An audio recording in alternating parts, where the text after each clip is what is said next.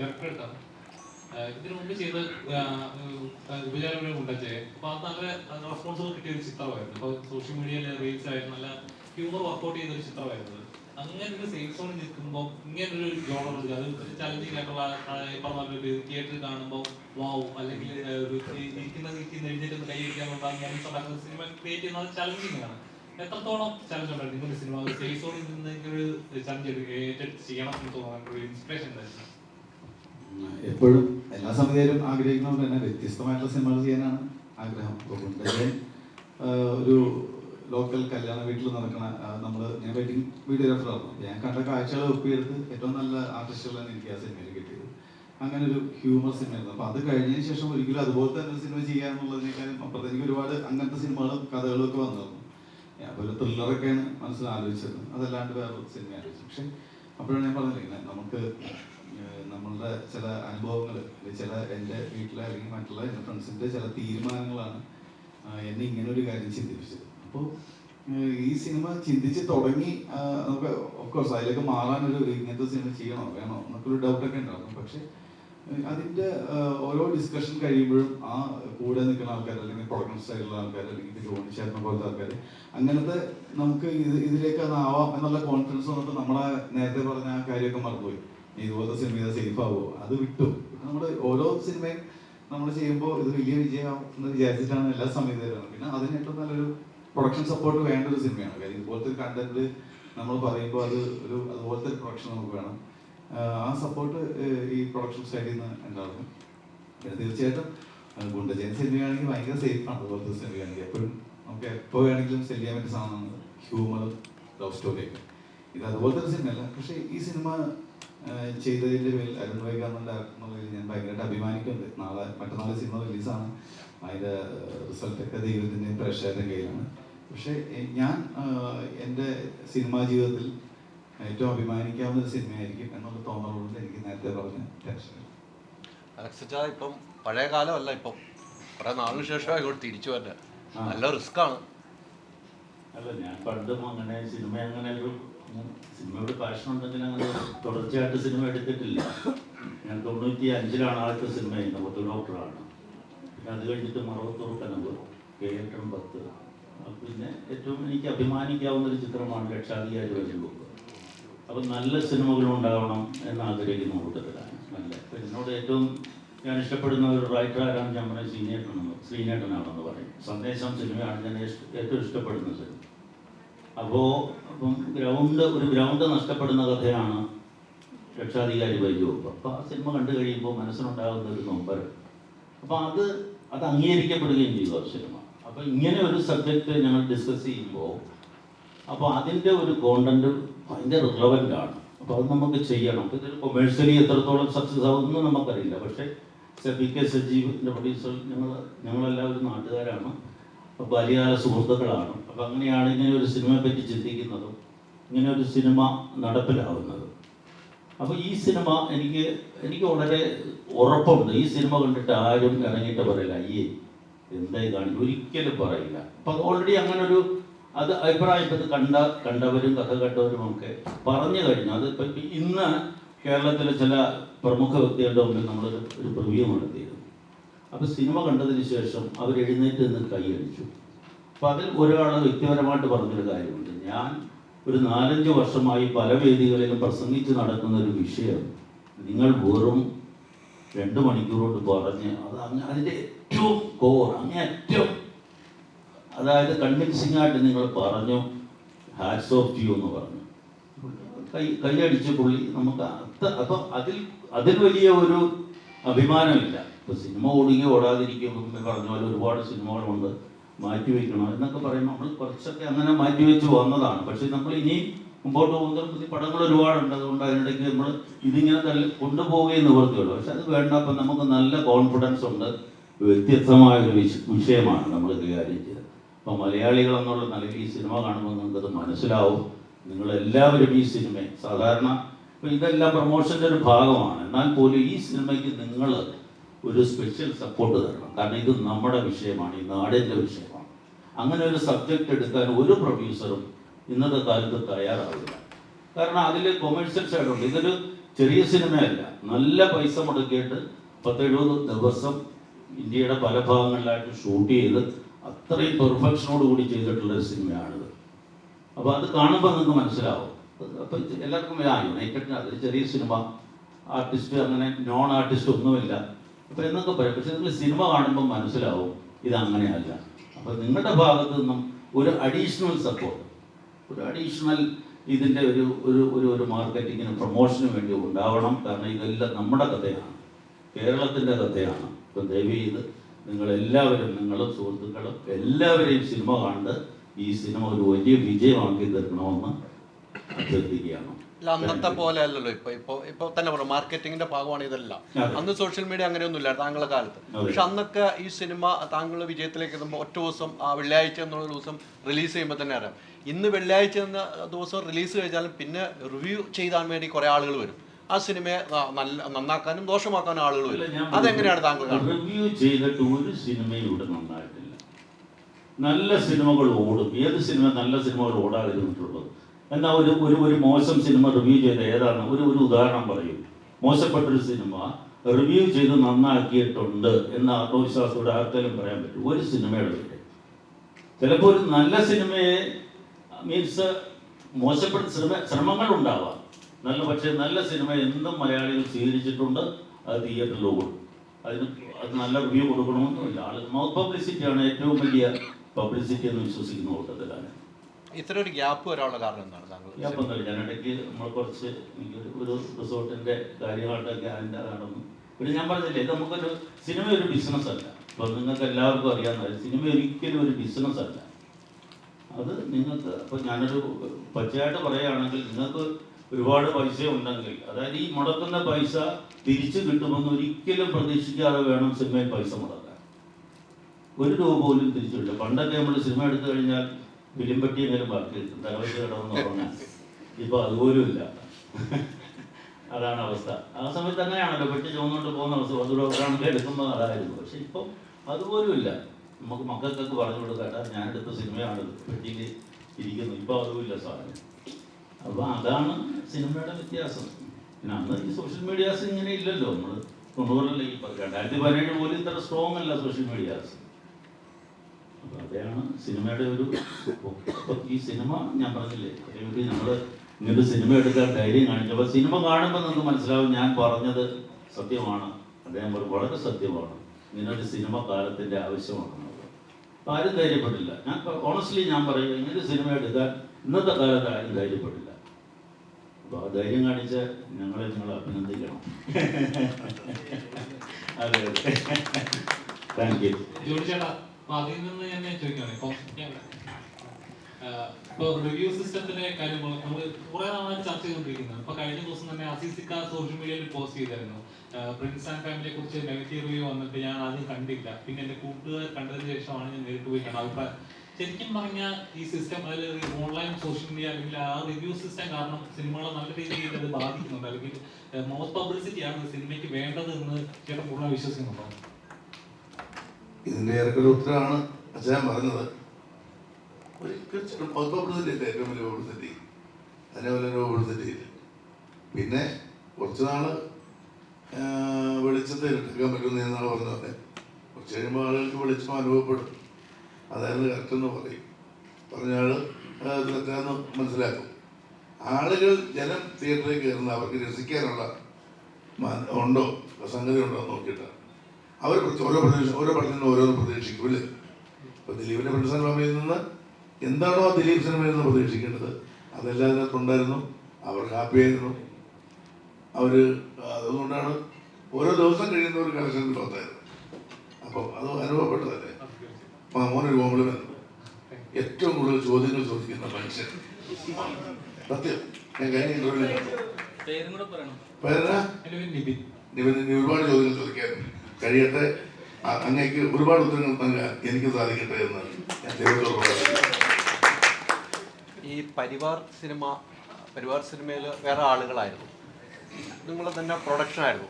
പുതിയ പുതിയ ആളുകൾക്ക് ഒരു ടൈം കൊടുക്കുന്നു എന്ന് എനിക്ക് മനസ്സിലായി. പുതിയ കഥ കേൾക്കാനും പുതിയ സംവിധായകർക്ക് സമയം കൊടുക്കുന്നു.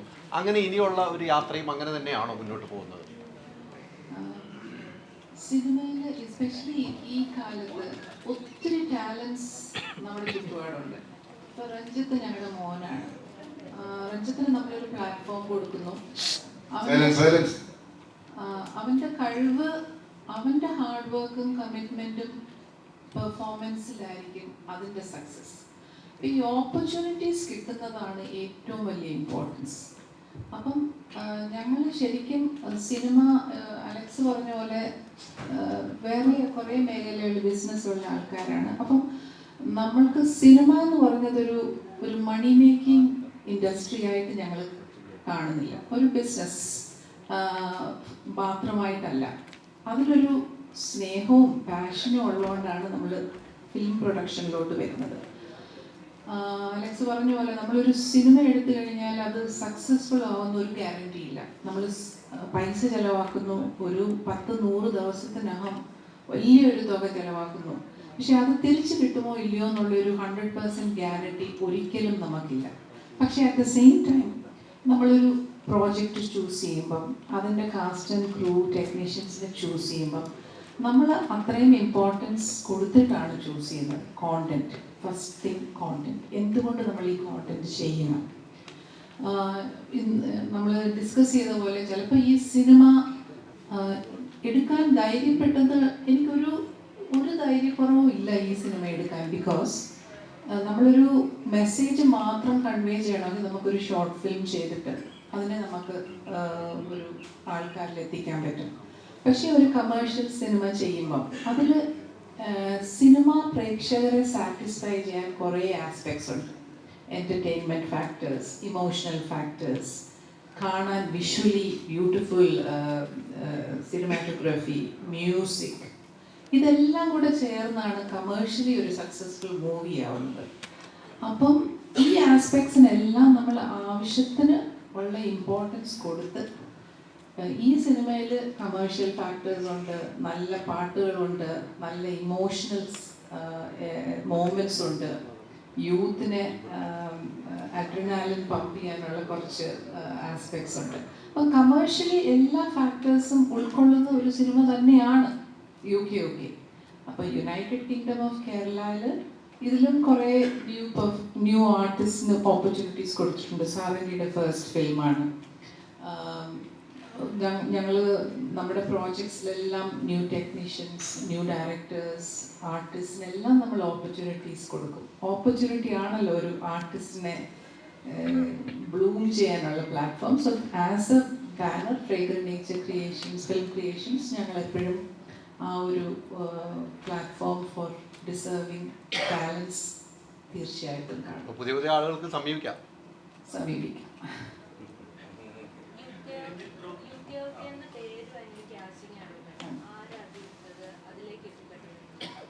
അപ്പം യുണൈറ്റഡ് കിങ്ഡം ഓഫ് കേരളയുടെ കോൺസെപ്റ്റും എല്ലാ ക്രിയേഷനും അരുൺ തന്നെയാണ്. പക്ഷെ ഇതിൻ്റെ ടൈറ്റിലോട്ട് വരുമ്പം ഞങ്ങൾക്ക് കുറേ ഡിസ്കഷൻസ് ഒക്കെ ഉണ്ടായിരുന്നു. ബിക്കോസ് ഈ ഒരു കോൺസെപ്റ്റ് വെരി റെലവൻ്റ് ആണ് നമ്മുടെ നാട്ടിൽ, വെരി റെലവൻറ്റ്. നമ്മുടെ വീടുകളിൽ, നമ്മുടെ നാട്ടിലെല്ലാം ഭയങ്കര ഇമ്പോർട്ടൻ്റ് ആയിട്ടൊരു സബ്ജക്റ്റാണ് ഇത്. നമ്മൾ ഇന്ന് അഡ്രസ്സ് ചെയ്യണം, അല്ലെങ്കിൽ നാളെ നമ്മൾ സഫർ ചെയ്യേണ്ടി വരും. അപ്പം ഈ കോൺസെപ്റ്റ് ഡിറൈവ് ചെയ്തതും ആ ക്യാച്ചി, ഒരു സിനിമയുടെ ടൈറ്റിൽ ക്യാച്ചി ആണെങ്കിൽ അതിൻ്റെ ഫസ്റ്റ് സ്റ്റെപ്പാണല്ലോ. അപ്പോൾ ആ സബ്ജക്റ്റിനെ ഉൾക്കൊള്ളുന്ന ഒരു കറക്റ്റായിട്ടുള്ള ഒരു ടൈറ്റിലോട്ട് എത്തിച്ചേർന്നു. അരുൺ വൈഗ അതിലൊത്തിരി സിനിമ സ്ക്രിപ്റ്റ് ചെയ്യുന്നതും അതിനെ ഈ രീതിയിലാക്കി എടുക്കാനും. പിന്നെ നമ്മളെല്ലാവരും ടീം വർക്കാണ്. അലക്സും സജീവും എൻ്റെ ഹസ്ബൻഡ് ബാല്യകാല സുഹൃത്തുക്കളായിരുന്നു. അതുകൊണ്ട് അവർക്ക് ആ ഒരു ഫിലിമിനോടുള്ള പാഷൻ, അങ്ങനെ ഞങ്ങൾക്കൊരു സിനിമ ഒരുമിച്ച് ചെയ്യാൻ പറ്റി വലിയ സന്തോഷമുണ്ട്. അപ്പോൾ UK United kingdom of Kerala എല്ലാവരും ഞങ്ങളെ സപ്പോർട്ട് ചെയ്ത് സക്സസ്ഫുൾ ആക്കണം. 23rd coming to theatres. Ranjith ഇപ്പോൾ ഒരു സിനിമയിൽ അഭിനയിച്ചുകൊണ്ടിരിക്കുകയായിരുന്നു. ആ സമയത്താണ് നമ്മൾ ഒരു യുദ്ധത്തിൽ നിന്നാണ് അന്ന് വന്നത്. അന്ന് ഞാൻ പേഴ്സണലായിട്ട് ചോദിച്ചിരുന്നു, അന്ന് നിങ്ങൾ അവിടെ ഉണ്ടായിരുന്നപ്പോൾ ഒരു അനുഭവം എങ്ങനെയായിരുന്നു? അന്ന് നേരിട്ട് കാണുന്ന കുറേ സംഭവങ്ങളൊക്കെ ഉണ്ടായെന്നാണ് ഞാൻ. ഞാൻ ശരിക്കും പറഞ്ഞാൽ ഒരു ദിവസം നേരത്തെ UPOക്കിൻ്റെ പ്രൊമോഷൻസ് വേണ്ടി വന്നു. പക്ഷെ ഞാനുള്ള സമയത്ത് അവിടെ മോക്ക് ഡ്രിൽസ് നടക്കുമായിരുന്നു. എനിക്ക് തോന്നുന്നു 8 മണി തൊട്ട് 10 മണി എല്ലാ ഇലക്ട്രിസിറ്റിയും കട്ടാവും ഹോട്ടലിൽ നിന്ന്. പിന്നെ അവിടെ ഒരുപാട് പൊടിക്കാറ്റും ഉണ്ട്. പക്ഷെ എന്നാലും മൊത്തം ക്രൂ ഒന്നുകൂടെയും റീസ്റ്റേബിലൈസ് ചെയ്ത് നമ്മൾ ഇനി ഇത് കുറച്ച് കഴിഞ്ഞിട്ട് അങ്ങോട്ട് പോകാനാണ് തീരുമാനിക്കുന്നത്. കാരണം ഞങ്ങൾ 10 ദിവസം ഷൂട്ട് ചെയ്തു. ഇനിയും കുറച്ച് 3 മാസം ബാക്കിയുണ്ട്. കാരണം ഇതൊരു വലിയ പ്രോജക്റ്റാണ്. പക്ഷെ എനിക്ക് വിശ്വാസമുണ്ട്, ഇങ്ങനത്തെ തടസ്സങ്ങൾ വന്നാൽ നല്ല പ്രൊഡക്റ്റ് വരത്തുള്ളൂ. കഷ്ടപ്പാടില്ലാതെ ഒന്നും നേടാൻ പറ്റില്ല ഉറപ്പായിട്ടും. നമുക്ക് ഒരുപാട് വിട്ടുവീഴ്ചകൾ ഇല്ലാതെ നമ്മൾ കറക്റ്റായിട്ട് ഉണ്ടാക്കേണ്ട ഒരു പടമായി ഹാഫ് എന്ന് പറഞ്ഞാൽ ഒരുപാട് ഭയങ്കര ബിഗ് സ്കെയിൽ പടമാണ്. സോ ഓബിയസ്ലി നമ്മൾ അതിന് എല്ലാവരും നമ്മൾ ഫുൾ കാസ്റ്റ് ക്രൂ ഭയങ്കര പോസിറ്റീവായിട്ടിരിക്കുക. അധികം വൈകാതെ തന്നെ തിരിച്ച് ഷൂട്ടിലോട്ട് പിന്നെയും മടങ്ങും. അതിനുവേണ്ടി വെയിറ്റ് ചെയ്യണം. അതൊരു വലിയ സിനിമയാണല്ലോ, അല്ലെ? വലിയൊരു സിനിമയാണ്. രഞ്ജിത്തിനെ സംബന്ധിച്ചോളം അപ്പോൾ ഈ സിനിമകൾ വരുന്നതോറും ഒന്നിനു പുറകെ ഒരേ സിനിമകൾ വരുന്നുണ്ട്. രഞ്ജിത്തിനെ മറ്റ് പ്രൊഡ്യൂസർ അല്ലെങ്കിൽ മറ്റ് ഡയറക്ടർമാർ രഞ്ജിത്തിനെ വേണ്ട പോലെ മലയാള സിനിമയിൽ ഉപയോഗിക്കുന്നില്ല, അങ്ങനെ വല്ലതും തോന്നാറുണ്ടോ? ഇല്ല, ആക്ച്വലി ഞാൻ ഇപ്പോൾ ഒരു തമിഴ് പടം ഷൂട്ട് ചെയ്ത് കഴിഞ്ഞു നമ്മുടെ സൺ പിക്ചേഴ്സിന് വേണ്ടി.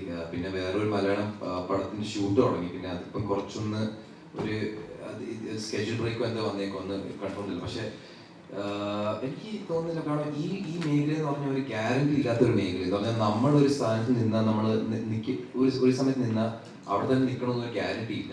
ഒരു പുതിയ ആളും നമ്മൾ തട്ടിമാറ്റി നമ്മൾ പ്ലേസ് എടുക്കാം. നമ്മളെപ്പോഴും ഏറ്റവും ബെസ്റ്റായിട്ട് നമ്മൾ ഇരിക്കണം, തയ്യാറായിട്ടിരിക്കണം പണിയെടുക്കാൻ വേണ്ടി. ഞാനിപ്പം 3 പടങ്ങൾ കഴിഞ്ഞതുള്ളൂ. ഇതെന്ന് 4ാമത്തെ പടം. എൻ്റെ സമയം വരുന്നത് എനിക്ക് ഉറപ്പുണ്ട്. എനിക്ക് എൻ്റെതായ ഒരു അടയാളം മലയാളം ഇൻഡസ്ട്രിയിൽ ഉണ്ടാക്കണം. അതിന് ഒരു വാശിയുണ്ട്. അതുകൊണ്ട് ഞാൻ ഇറങ്ങി തിരിച്ചത്. ഞാൻ ഇവിടുത്തെ എൻ്റെതായിട്ട് ഒരു അടയാളം ഉണ്ടാക്കുന്ന എനിക്ക് ഉറപ്പുണ്ട് ഇന്നല്ലെങ്കിൽ നാളെ. സോ ആ വിശ്വാസത്തിലാണ് ഞാൻ മുന്നോട്ട് പോകുന്നത്. ജോണിച്ചേട്ടൻ വല്ല ഉപദേശമൊക്കെ മേടിച്ചിരുന്നോ? കുറെ വർഷങ്ങളായിട്ട് ഇപ്പുണ്ട്. ഇല്ല, ശരിക്കും പറഞ്ഞാൽ ഞാൻ പറഞ്ഞ പോലെ തന്നെ നമ്മുടെ ഒരുപാട് ഫെയർ സീക്വൻസസ് ചിലപ്പം എനിക്ക് ചിലപ്പം ഡയലോഗ് പറയുന്ന രീതിയായാലും ചില ഇമോഷൻ പറഞ്ഞ് ചിലപ്പോൾ നിർത്തി സസ്റ്റെയിൻ ചെയ്യാനൊക്കെ ചിലപ്പോൾ ഞാൻ ആ സീൻ അഭിനയിക്കുമ്പോൾ ഞാനത് ഓർക്കാറില്ല. പക്ഷേ പുള്ളി ഇത്രയും എക്സ്പീരിയൻസ് ആണ്. പുള്ളി എപ്പോഴും ഇവിടെ പറയാറുണ്ടെന്ന് പറഞ്ഞാൽ ചിലപ്പം ഇപ്പം എന്താ പറഞ്ഞാൽ മോനിപ്പം ഇങ്ങനെ തന്നെ ചെയ്ത കുഴപ്പമില്ല, പക്ഷെ എന്നാലും ഇങ്ങനെ ചെയ്ത കുറച്ചുകൂടെ വിഷ്വലി സമയം ചിലപ്പം കട്ട് ചെയ്യാൻ കുറച്ചുകൂടെ സമയം കിട്ടും. അങ്ങനെ ഒരുപാട് ഉപദേശങ്ങൾ നടക്കുന്നുണ്ട്. പക്ഷെ ഇപ്പം ഞാൻ ഭാഗ്യമായിട്ട് കരുതുന്നത് ഇപ്പം എൻ്റെ കഴിഞ്ഞ 2 പടങ്ങളായാലും സിദ്ദിഖിനോട് വർക്ക് ചെയ്യാൻ പറ്റി, ഇത്രയും ബെറ്റർ ആക്ടർ. ഇപ്പം ജോൺ ചേട്ടനോട് വർക്ക് ചെയ്യാൻ പറ്റി. അപ്പം എന്നെ സംബന്ധിച്ച് ഇപ്പോഴും നല്ലൊരു പുതിയ ആക്ടർ തന്നെയാണ്.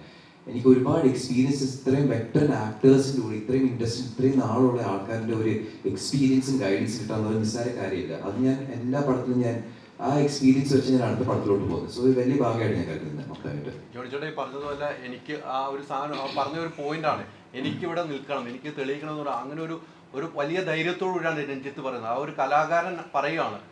അതൊരു എനിക്കൊരു ഫീൽ ചെയ്തുകൊണ്ട് തന്നെ പറയാം, ആ കലാകാരൻ്റെ ആഗ്രഹമാണ് മലയാള സിനിമയിൽ എൻ്റെ ആ ഒരു പേര് അടയാളപ്പെടുത്തണമെന്ന് പറയാം. ഒരു സീനിയർ എന്ന നിലയ്ക്ക് താങ്കൾക്ക് എന്താ തോന്നുന്നത് ആ ഒരു വാക്കിൽ നിന്ന്? ഞാൻ പറഞ്ഞ നല്ല ഹാർഡ് വർക്ക് ഉണ്ട്. അതായത് രഞ്ജിത്ത് സിനിമ അല്ലാതെ ഒന്നും ചിന്തിക്കുന്നില്ല. നേരത്തെ തന്നെ സീൻസ് മനസ്സിലാക്കുന്നു, എല്ലാം കൃത്യമാണ്, സമയത്ത് കൃത്യമായി വരുന്നു. അതിനുവേണ്ടി നല്ല ഡെഡിക്കേഷനാണ്. ഇതിനെ ഉഴപ്പാനല്ല. എനിക്കൊന്നു രഞ്ജിത്ത് ചിലപ്പോൾ പഠിച്ച് വേറൊരു നിലയിലൊക്കെ എത്തേണ്ട ആളായിരിക്കാം. പക്ഷെ രഞ്ജിത്ത് തീരുമാനിച്ചത് മതി തീരുമാനിച്ചു. ഇവിടെ ടോപ്പായിട്ട് എത്താനുള്ള ഹാർഡ് വർക്ക് അദ്ദേഹം ചെയ്യുന്നുണ്ട്. എനിക്ക് ഉറപ്പുണ്ട്. തീർച്ചയായിട്ടും രഞ്ജിത്ത് ഇപ്പം പറഞ്ഞതിനും വേണ്ടി രഞ്ജിത്തിനെ ഇവിടെ നമ്മളെ കൊണ്ടെത്തിക്കും. അതിനറിയാം ഉഴപ്പൊന്നുമില്ല. ഇപ്പം നമ്മളൊരു എന്താണ് നമ്മുടെ മക്കളിലൊരു വിശ്വാസം, നമ്മളൊരു പണിയെടുക്കുന്നുണ്ട് എന്ന് പറയുന്നതാണ് ഏറ്റവും വലിയ സന്തോഷം. നമ്മളെ പറ്റിച്ചാലോ നമുക്ക് ഇതെന്താണ് അഭിനയിക്കുന്നില്ല, വേറെ കാര്യങ്ങൾ ശ്രദ്ധിച്ച് നടക്കുന്നു, എന്താ നടനാകണമെന്ന് പറഞ്ഞാൽ അങ്ങനെയല്ല. ഫുൾ നിങ്ങൾ ഫൈറ്റ് കണ്ടില്ലേ, എക്സ്പീരിയൻസ് എല്ലാവരും ആളാന്ന് പറയുമോ, ഡാൻസ് കണ്ടില്ലേ എന്ന് പറയുമോ. അതുപോലെ തന്നെ ഇതിനകത്ത് ഇമോഷൻ സീൻസും മറ്റുള്ളതല്ല. അപ്പോൾ ഇതിൻ്റെ ഓരോ കാര്യം ഉറപ്പാണ്. ഞാൻ കൂടെ നിന്ന് നോക്കിക്കണ്ട കുറേ ആളുകളെ ഇതിനു മുമ്പ് നോക്കിക്കേണ്ട ആളുകളിൽ ഞാൻ ഉറപ്പ് തരുന്നു, മലയാള സിനിമയ്ക്ക് മികച്ച ഒരു വാഗ്ദാനം തന്നെയായിരിക്കും. ഞാൻ സൂചിപ്പിക്കുന്നതല്ല, സൂചിപ്പിക്കുന്ന പരിപാടി എനിക്കില്ല. അപ്പോൾ അതുകൊണ്ട് ഞാൻ പറയുന്നത് എനിക്ക് ഉറപ്പുണ്ട്. കാരണം അത്രയ്ക്ക് ആളുകൾ ഇഷ്ടപ്പെടും, ഞാൻ ഇഷ്ടപ്പെടുന്നുണ്ട്. അതൊരു വലിയ ബ്ലെസ്സിംഗ് ആണെന്ന് തോന്നുന്നു. ഇവിടെ കാരണം ജോണിച്ചേട്ടനെ പോലുള്ള ആക്ടേഴ്സ് ഇങ്ങനെ ഒരു കമന്റ് ചെയ്യുക എന്ന് പറഞ്ഞാൽ ഒരു ബ്ലെസ്സിംഗ് ആണ്. ഒരു ആക്ടറുടെ ലൈഫ് എന്ന് പറയുന്നത് അപ്സ് ആൻഡ് ഡൗൺസ് എപ്പോഴും ഉണ്ടാകുന്നുണ്ട്. അപ്പം താങ്കളെ പോലെ എനിക്ക് പേഴ്സണലി നല്ല പെർഫോം ചെയ്യാൻ സ്പേസ് ഉള്ള ഒരു ആക്ടറാണ് താങ്കൾ, എനിക്ക് തോന്നിയിട്ടുള്ള കാര്യമാണ്. അപ്പോൾ ശരിക്കും ഏതെങ്കിലും ഒരു പോയിന്റിൽ, കാരണം മലയാളത്തിൽ തന്നെ ഇതേപോലെ പല ആക്ടേഴ്സ്, കാലിബറുള്ള ആക്ടേഴ്സ് വന്നിട്ട് സ്പേസ് കിട്ടാതെ മറ്റു ലാംഗ്വേജിൽ പോയിട്ട് എക്സ്പ്ലോർ ചെയ്തിട്ടുള്ള ഒരുപാട് ആക്ടേഴ്സ് നമ്മൾ കാണുന്നുണ്ട്. എപ്പോഴേലും പോയിട്ടുണ്ടോ, തോന്നിയിട്ടുണ്ടോ എനിക്ക് മറ്റു ലാംഗ്വേജ് ഇച്ചിലൂടെ എക്സ്പ്ലോർ ചെയ്യാം, അല്ലെങ്കിൽ എനിക്ക് ഇച്ചിരി എക്സ്പ്ലോർ ചെയ്യാൻ സ്പേസ് കിട്ടുന്നത് ഒക്കെ എപ്പോഴും തോന്നിയിട്ടുണ്ടോ?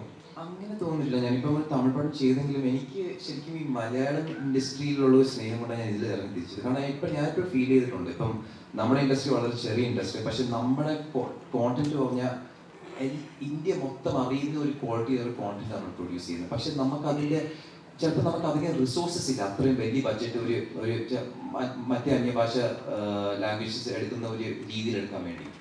സോ എനിക്ക് എപ്പോഴെങ്കിലും ഇന്നലെ നാളെ നമ്മുടെ മലയാളം ഇൻഡസ്ട്രീനെ ഒരു നില വരെ എത്തിക്കണമെന്ന് എനിക്കൊരു ആവശ്യമുണ്ട്. കാരണം നമുക്കതിൻ്റെ പൊട്ടൻഷ്യൽ ഉണ്ട്, നമ്മുടെ ടെക്നീഷ്യൻസ് ആയാലും നമ്മുടെ ആക്ടേഴ്സ് ആയാലും നമ്മുടെ മൊത്തം ക്രൂ ആയാലും, പക്ഷേ നമുക്കതിന് റിസോഴ്സസ് ഇല്ല. സോ നമ്മളിങ്ങനെ നല്ല പടങ്ങൾ ചെയ്തുകൊണ്ടിരുന്ന, നല്ല കഥാപാത്രം ഞാൻ അവതരിപ്പിച്ചു വന്നിരുന്ന എപ്പോഴെങ്കിലും നമ്മൾ ശ്രദ്ധിക്കപ്പെടും. ഇനി ആ ശ്രദ്ധ കൊണ്ട് നമുക്ക് കുറച്ചും റിസോഴ്സസ് കിട്ടുമെന്ന് ഞാൻ വിശ്വസിക്കുന്നു. സോ ഡെഫിനറ്റ്ലി എനിക്ക് അദ്ദേഹത്തിന് ഞാനൊരു മലയാളിയാണ്, എനിക്ക് മലയാളം ഇൻഡസ്ട്രിയിൽ തന്നെ നിൽക്കാനാണ് താല്പര്യം. അതെൻ്റെ ഒരു വ്യൂ പോയിന്റ്. UK ട്രെയിലർ എടുത്ത് നോക്കുവാണെങ്കിൽ തന്നെ റോയെ ഇഷ്ടപ്പെടുന്ന ഒരുപാട് ആളുകളുടെ കമന്റുകളുണ്ട്. അതിൽ ഡൽഹിനെ പറ്റിയാണെങ്കിലും ഗോഡനെ പറ്റിയാണെങ്കിലും മെൻഷൻ ചെയ്തുകൊണ്ട് പറയുന്നുണ്ട്. നേരത്തെ പറഞ്ഞ പോലെ ഒരുപാട് സിനിമകൾ ചെയ്തിട്ടില്ല, 2 സിനിമകളാണ് അഭിനയിച്ചിട്ടുള്ളത്.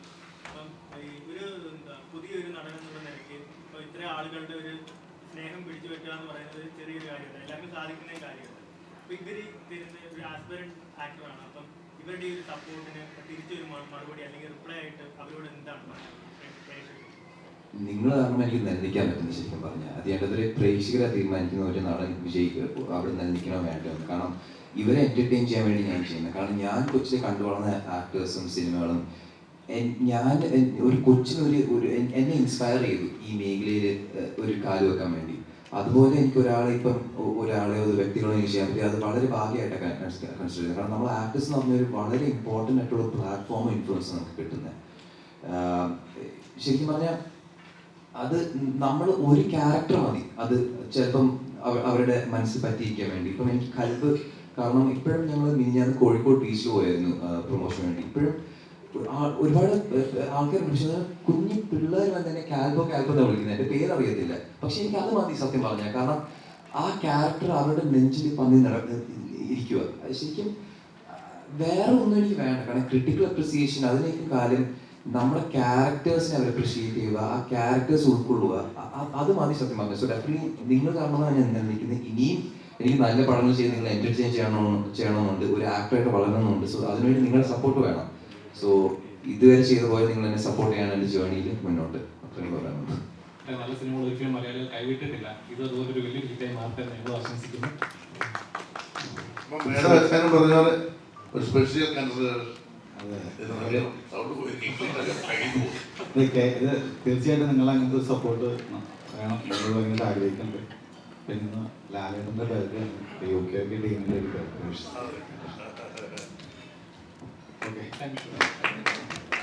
എല്ലാ മീഡിയ ആൾക്കാർക്കും ഒത്തിരി നന്ദി. നിങ്ങളുടെ സമയവും നിങ്ങളുടെ സപ്പോർട്ടും. ഇനി റിലീസാവുകയാണ് 23rd. അപ്പോൾ എല്ലാവരും നിങ്ങൾ നല്ല രീതിയിൽ സപ്പോർട്ട് ചെയ്യണം. ഒരു കാര്യം പറയാൻ പറ്റുമോ? ഈ സാരംഗി കളിച്ചതിന് നന്നായിട്ട് ഞാൻ ഡാൻസ് കളിച്ചിട്ടുണ്ട്, ഭയങ്കര മെയ്വഴക്കമായിരുന്നു. അപ്പോൾ അത് മിസ് ചെയ്തു. തിയേറ്ററിൽ കണ്ടാൽ ഇവിടെ കാണണോ? തിയേറ്ററിൽ കണ്ടാൽ